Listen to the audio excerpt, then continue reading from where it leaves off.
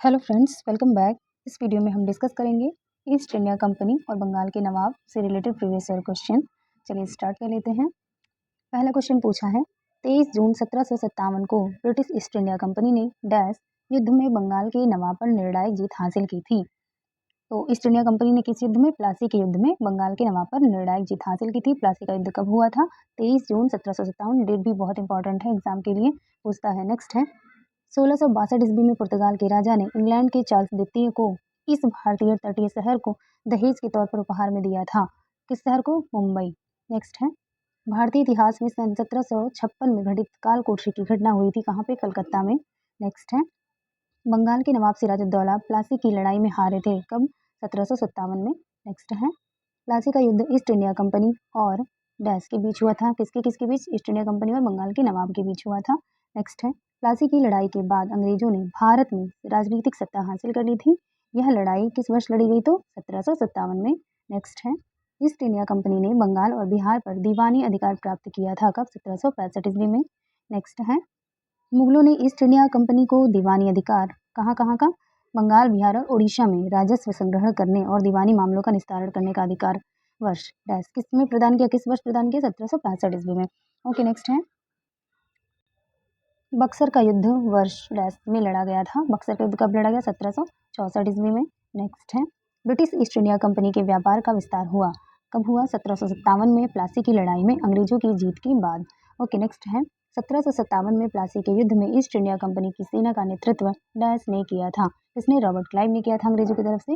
Next है प्लासी और बक्सर की लड़ाई ने अंग्रेजी शासन की स्थापना की कहाँ पे? बंगाल में। ठीक है, तो प्लासी और बक्सर की लड़ाई से ही अंग्रेजों का प्रभुत्व स्थापित हुआ था और सबसे पहले कहाँ पे? बंगाल में। ओके, नेक्स्ट है मुर्शिद कुली खान ने खुद को बंगाल का नवाब घोषित कर दिया और अपनी राजधानी ढाका से हटाकर डैश कर दी कहाँ से? मुर्शिदाबाद। ठीक है, ढाका से मुर्शिदाबाद मुर्शिद कुली खान ने बंगाल की जो है राजधानी स्थानांतरित कर दी थी। नेक्स्ट टॉपिक होगा कंपनी की देसी राज्यों के प्रति नीतियां क्या रही थी। चलिए देख लेते हैं इससे रिलेटेड क्वेश्चन। पहला है ईस्ट इंडिया कंपनी ने रणजीत सिंह के साथ अमृतसर की पहली संधि पर हस्ताक्षर किए थे। तो ईस्ट इंडिया कंपनी और रणजीत सिंह के साथ हुई थी अमृतसर की पहली संधि कब हुई थी? 1809 ईस्वी में। नेक्स्ट है प्रथम एंग्लो बर्मी युद्ध या आंग्ल वर्मा युद्ध का अंत हस्ताक्षर करने पर हुआ किसके? यांडबू की संधि पर। ठीक है, या यंडाबू यहाँ पे लिखा हुआ तो यांडबू भी बोलते हैं। यांडबू की संधि के साथ ही प्रथम आंग्ल वर्मा युद्ध समाप्त हो गया था। नेक्स्ट है बक्सर के युद्ध के बाद ईस्ट इंडिया कंपनी मुगल सम्राट को प्रतिवर्ष भुगतान करने के लिए सहमत हुई थी। कितने रुपए? 26 लाख रुपए। ठीक है, नेक्स्ट है डलहौजी ने भारत में ब्रिटिश साम्राज्य के लिए अवध को कब्जे में लिया किसके माध्यम से? राज्य में अव्यवस्था के माध्यम से। नेक्स्ट है हड़प नीति का कट्टर समर्थक था कौन? लॉर्ड डलहौजी। लॉर्ड डलहौजी की हड़प नीति वही बोलते हैं इसको। अगला है वह दूसरा प्रांत जिसने सहायक संधि को स्वीकार किया था कौन था? मैसूर। नेक्स्ट है महाराजा दिलीप सिंह ने पंजाब के ब्रिटिश साम्राज्य में विलय से संबंधित कागजातों पर हस्ताक्षर किया था कब किया? 29 मार्च 1849 ईस्वी को। नेक्स्ट है विलय का सिद्धांत, डॉक्ट्रिन ऑफ लैप्स भी बोलते हैं इसको। तो विलय का सिद्धांत के तहत राज्यों के विलय का सही क्रम क्या है? वेरी इंपॉर्टेंट क्वेश्चन है, बहुत बार रिपीट किया गया है। सतारा सबसे पहले विलय किया गया सतारा का, फिर बघाट, उदयपुर और झांसी का। ये क्रम से याद रखिएगा, सतारा, बघाट, उदयपुर, झांसी। सतारा, बघाट, उदयपुर, झांसी। बार बार बोलेंगे तो रिपीट कर लेंगे तो याद हो जाएगा। नेक्स्ट है डलहौजी से पहले की हड़प नीति को लागू कर दिया गया था मांडवी, कोलाबा, जालौर और सूरत पर। ओके, नेक्स्ट है उत्तर पश्चिम प्रांत में अवध का एकीकरण हुआ कब? 1877 ईस्वी में हुआ था। नेक्स्ट है सहायक संधि स्वीकार नहीं की थी। किसने नहीं स्वीकार की थी? इंदौर के होलकर राज्य ने। वेरी इंपॉर्टेंट क्वेश्चन है। नेक्स्ट है अवध के नवाब वाजिद अली शाह को ईस्ट इंडिया कंपनी ने गद्दी से उतार दिया था कब? 1856 में। नेक्स्ट है लॉर्ड डलहौजी ने कुशासन के आधार पर अवध का विलय किया कब? 1856 में। वेरी इंपॉर्टेंट क्वेश्चन है। नेक्स्ट रिंग फेंस की नीति से नाम किसका जुड़ा हुआ है? वॉरेन हेस्टिंग का। नेक्स्ट है अगला क्वेश्चन है भारत के उत्तर पूर्वी भाग में त्रिपुरा की पूर्व रियासत पर शासन था किसका? माणिक्य वंश का। नेक्स्ट है भारत के डैश राज्य पर अहोम वंश का शासन था। अहोम वंश कहाँ था? असम में। नेक्स्ट है अवध के नवाब ने ब्रिटिश भारत के गवर्नर जनरल लॉर्ड वेलेस्ली द्वारा शुरू किए गए सहायक गठबंधन को स्वीकार किया था 1801 ईस्वी में। नेक्स्ट टॉपिक होगा ब्रिटिश कालीन राजस्व एवं न्यायिक सुधार से रिलेटेड प्रीवियस ईयर क्वेश्चन। चलिए देख लेते हैं कौन कौन से क्वेश्चन पूछे गए हैं। पहला है ईस्ट इंडिया कंपनी ने कलकत्ता में सर्वोच्च न्यायालय की स्थापना की थी कब? 1773 के रेगुलेटिंग एक्ट के तहत 1774 में की थी, ये याद रखिएगा। ठीक है, अगला है 1834 में ब्रिटिश भारत के प्रथम विधि आयोग की अध्यक्षता की थी किसने? लॉर्ड मैकाले ने। नेक्स्ट है भारतीय क्षेत्र के ब्रिटिश राजस्व रिकॉर्ड में महाल एक राजस्व भू संपत्ति है जो हो सकती है क्या? एक गांव या गांव का समूह, यानी कि महाल का मतलब क्या होता था? एक गांव या गांव के समूह को महाल कहा जाता था। ओके, नेक्स्ट है कृषक से एकत्रित भूमि राजस्व को जाना जाता है किस नाम से? रैयतवाड़ी व्यवस्था के रूप में जाना जाता है। नेक्स्ट है वह भू राजस्व प्रणाली जिसमें मूल इकाई के रूप में गांव को आधार माना जाता है। तो गांव को मूल इकाई के रूप में आधार माना जाता है कौन सी भू राजस्व प्रणाली में? महालवाड़ी। ठीक है, अगला है महालवाड़ी प्रणाली लागू की गई कहाँ पे? उत्तर प्रदेश में। वेरी इंपॉर्टेंट है यूपी स्पेशल के लिए। अगला क्वेश्चन है बंगाल राज्य बंगाल विनियमन थर्ड को पारित किया गया कब? 1818 ईस्वी में। नेक्स्ट है अंग्रेजों द्वारा अंतर्देशीय उत्प्रवास अधिनियम इनलैंड एमिग्रेशन एक्ट लागू किया गया कब? वर्ष 1859 ईस्वी में। नेक्स्ट है वह अधिनियम जिसके अंतर्गत बागान मजदूरों को बिना अनुमति के चाय बागानों को छोड़ने की अनुमति नहीं थी, कौन सा अधिनियम था? अंतर्देशीय आव्रजन अधिनियम 1859। नेक्स्ट है धर्मार्थ बंदोबस्ती अधिनियम पारित किया गया था। रिपीट करते हैं, धर्मार्थ बंदोबस्ती अधिनियम पारित किया गया था कब? 1890 ईस्वी में। यूपीपीसीएससी जी 2023 के एग्जाम में पूछा है। अगला है भारतीय सिविल सेवा के लिए एक अलग परीक्षा का प्रावधान किया गया जो भारत में होनी थी, किस अधिनियम में यह प्रावधान था? भारत सरकार अधिनियम 1919, जिसे मांटेगी चेम्सफोर्ड के सुधार के नाम से भी जानते हैं। यूपीपीसीएससी आरओटी 2021 में पूछा हुआ है। अगला है 18वीं शताब्दी के उत्तरार्ध में प्रायः कंपनी बहादुर की शानो शौकत का स्थानीय प्रतिनिधि कहा जाता था, इसे दारोगा को। ओके, नेक्स्ट है मनुष्य की पहचान हेतु उंगलियों के निशान का दुनिया भर में प्रथम बार 1860 में उपयोग भारतवर्ष में किया गया, किसके द्वारा किया गया? विलियम हर्शेल के द्वारा। ओके, नेक्स्ट है लॉर्ड मैकाले का संबंध है कानूनों के संग्रह से। नेक्स्ट रैयतवाड़ी बंदोबस्त जिसमें काश्तकारों को सीधे सरकार को वार्षिक कर चुकाना पड़ता था, शुरुआत में डैश प्रांत में शुरू किया गया। तो रैयतवाड़ी बंदोबस्त कब शुरू किया गया? कहाँ शुरू किया गया? मद्रास और बॉम्बे में। ओके, नेक्स्ट है भू राजस्व प्रबंधन के उपाय के रूप में स्थायी बंदोबस्ती की शुरुआत की थी, किसने? लॉर्ड कॉर्नवालिस ने की थी। नेक्स्ट है भारत में अंग्रेजों द्वारा शुरू की गई राजस्व संग्रह की रैयतवाड़ी व्यवस्था आधारित थी रिकॉर्ड की लगान सिद्धांत पर। ओके, नेक्स्ट है सीपी इल्बर्ट डैश के अधीन परिषद के विधि सदस्य थे कौन? Lord Ripon. नेक्स्ट भारत में ब्रिटिश राज के दौरान रैयतवाड़ी प्रणाली तैयार की थी, किसने? कैप्टन अलेक्जेंडर रीड ने। नेक्स्ट है हॉल्ट मैकेंजी और रॉबर्ट मेंटिंग बर्ड द्वारा शुरुआत की गई महालवाड़ी व्यवस्था। ओके, नेक्स्ट है भू राजस्व की डैश प्रणाली के तहत भूमि के स्वामित्व अधिकार किसानों को सौंप दिए गए थे और ब्रिटिश सरकार उनसे सीधे कर वसूलती थी। कौन सी भू राजस्व प्रणाली थी? रैयतवाड़ी में। अगला है ईस्ट इंडिया कंपनी द्वारा स्थायी बंदोबस्त लागू किया गया था कब? 1793 ईस्वी में।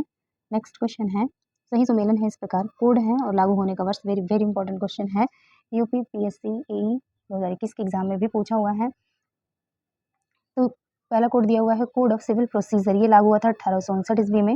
नेक्स्ट है इंडियन पेनल कोड आईपीसी 1860 ईस्वी में, क्रिमिनल प्रोसीजर कोड 1862 ईस्वी में एंड पुलिस एक्ट 1861 ईस्वी में। ओके, रिपीट कर लेते हैं कोड ऑफ सिविल प्रोसीजर 1859 ईस्वी में, इंडियन पेनल कोड जिन्हें हम आईपीसी कहते हैं 1860 ईस्वी में, क्रिमिनल प्रोसीजर कोड 1862 ईस्वी में और पुलिस एक्ट 1861 ईस्वी में लागू हुआ था। ओके, नेक्स्ट है अगला टॉपिक है हमारा ब्रिटिश शासन का भारत पर आर्थिक प्रभाव। ओके, वेरी इंपॉर्टेंट टॉपिक है। तो उसमें पहला क्वेश्चन पूछा है वर्ष 1854 में भारत की पहली कपास मिल की स्थापना कताई मिल के रूप में की गई थी, कहाँ पे? बम्बई में। नेक्स्ट है भारत से इंग्लैंड को धन निकासी का सिद्धांत देने वाला पहला राष्ट्रवादी था कौन? दादा भाई नौरोजी थे। नेक्स्ट है औपनिवेशिक काल में भारत के व्यापार की सबसे महत्वपूर्ण विशेषता थी क्या? निर्यात अधिशेष। नेक्स्ट है 1853 में बम्बई और ठाणे के बीच पहली बार ट्रेन द्वारा तय की गई दूरी लगभग कितने किलोमीटर थी? 34 किलोमीटर। नेक्स्ट है ब्रिटिश भारत के डैश प्रांत में राजस्व एकत्रित करने की रैयतवाड़ी प्रणाली लागू की गई थी, कहाँ पे? दक्षिण भारत में।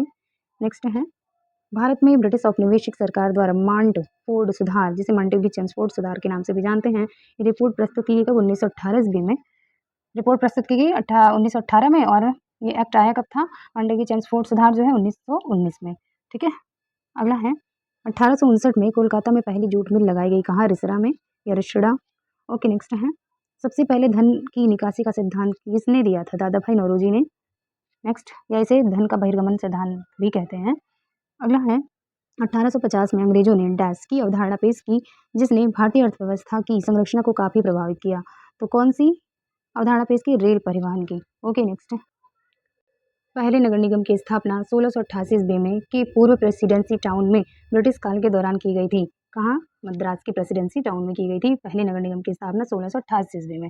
ओके नेक्स्ट है, 1793 में डैश वायसराय के शासनकाल में बंगाल की स्थायी बंदोबस्त लागू की गई थी। किस वायसराय के काल में स्थायी बंदोबस्त लागू हुआ? Lord Cornwallis. ओके नेक्स्ट है, भारत में पहली रेलवे लाइन का परिचालन किया गया था कब? 1853 ईस्वी में। नेक्स्ट है, वर्ष 1793 में बंगाल, बिहार और उड़ीसा में डैश शुरू की गई क्या? स्थायी बंदोबस्त। नेक्स्ट है, ईस्ट इंडिया कंपनी द्वारा वर्ष डैश में स्थायी बंदोबस्त को अमल में लाया गया कब? 1793 ईस्वी में। नेक्स्ट है, हॉल्ट मैकेंजी ने भारत में राजस्व संग्रहण की डैश विधि विकसित की। कौन सी? महालवाड़ी व्यवस्था। नेक्स्ट है, 1853 में अंग्रेजों द्वारा भारत के लिए किए गए सबसे महत्वपूर्ण योगदानों में से एक है जिसने लोगों को लंबी दूरी की यात्रा करने में सक्षम बनाया। तो कौन सी महत्वपूर्ण देन है अंग्रेजों की? रेल मार्गों के। नेक्स्ट है, डैश में शुरू की गई नई राजस्व प्रणाली को रैयतवाड़ी बंदोबस्त के रूप में जाना जाता है। बॉम्बे डेक्कन में शुरू की गई थी।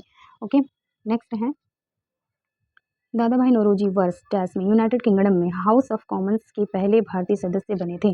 1892 ईस्वी में। नेक्स्ट है, डैश ने 1867 में भारत की प्रति व्यक्ति आय की गणना की और उसको अपनी किताब poverty and un British rule in India में प्रकाशित किया। तो कौन थी? दादा भाई नौरोजी। नेक्स्ट है, स्वतंत्रता से पूर्व भारत में गरीबी की अवधारणा पर चर्चा करने वाले सर्वप्रथम व्यक्ति डैश थे। कौन थी? दादा भाई नौरोजी। नेक्स्ट है, 1818 में भारत की पहली कपड़ा मिल डैश के पास फोर्ट ग्लॉस्टर में स्थापित की गई थी। तो भारत की पहली कपड़ा मिल 1818 में कहाँ पे स्थापित की गई? कलकत्ता के फोर्ट ग्लॉस्टर में। ओके नेक्स्ट है, भारत में अंग्रेजों द्वारा यात्रियों के लिए रेलवे की शुरुआत वर्ष डैश में की गई। कब की गई? 1853 में, मुंबई से ठाणे के बीच। नेक्स्ट है, सन 1853 में डैश तक यातायात के लिए पहला रेल मार्ग खोला गया। कहाँ? बम्बई से ठाणे के बीच। नेक्स्ट है, भारत में पहली यात्री रेलगाड़ी डैश राज्य में शुरू की गई। कहाँ? महाराष्ट्र में, मुंबई से ठाणे के बीच। नेक्स्ट है, बॉम्बे डेक्कन में पहली राजस्व बंदोबस्ती का संचालन वर्ष डैश में शुरू हुआ। कब? 1820 ईस्वी में शुरू हुआ था। नेक्स्ट है, स्थायी बंदोबस्त या स्थायी बंदोबस्त लागू होने के समय वर्धमान का राजा डैश था। कौन? तीज चंद था वर्धमान का राजा। ओके नेक्स्ट है, स्वतंत्रता प्राप्ति से पूर्व भारत का सर्वप्रथम जूट मिल डैश में स्थापित किया गया। कहाँ पे? बंगाल में। नेक्स्ट है, चंपारण सत्याग्रह से पहले चंपारण के किसान पंचकठिया प्रणाली को अपनाते थे जिसमें 1 बीघा भूमि के 5 कट्ठों में डैश बोया जाता था, नील बोया जाता था। ओके, जिसे पंचकठिया प्रणाली कहते थे। यानी पंचकठिया प्रणाली क्या होती थी कि 1 बीघा भूमि के 5 कट्ठों में नील बोया जाता था जिसे पंचकठिया कहते थे।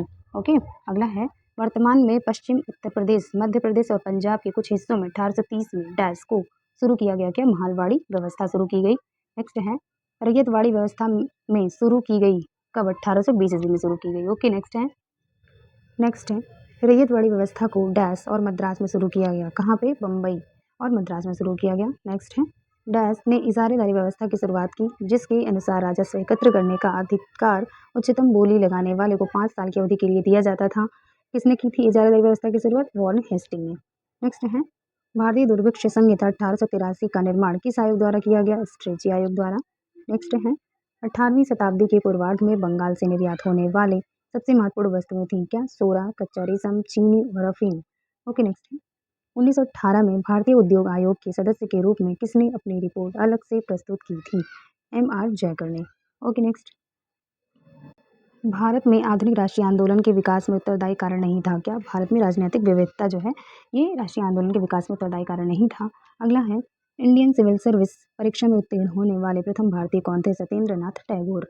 ओके नेक्स्ट है, स्वतंत्रता पूर्व भारत में गरीबी रेखा पर चर्चा करने वाले पहले व्यक्ति थे कौन? दादा भाई नौरोजी। नेक्स्ट है, और इनकी पुस्तक क्या थी? Poverty and un British rule in India. Okay next है, भारत में औपनिवेशिक शासन के दौरान पहली बार कारखाना अधिनियम वर्ष डैश में पारित किया गया। तो पहली बार कारखाना अधिनियम कब पारित किया गया? 1881 ईस्वी में। ओके फ्रेंड्स, मिलते हैं नेक्स्ट वीडियो में। वीडियो अच्छी लगी हो तो please do like share and subscribe my channel. Thanks for watching.